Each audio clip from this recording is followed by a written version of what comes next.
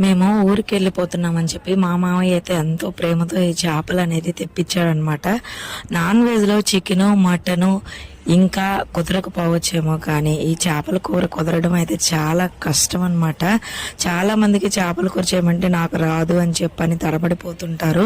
చాలా మందికి సెట్ అవ్వదు. నాకైతే పెళ్ళైన తర్వాత చేపల కూర నేను చాలా మంచిగా నేర్చుకున్నాను. సో దీని టేస్ట్ అయితే వేరే లెవెల్. నా చేతులతో మా సొంత చింతపండు ఇంకా మా చెట్టు మామిడికాయలతో వేసి కలిపి చేశాను. దీని టేస్ట్ వేరే లెవెల్ అనమాట.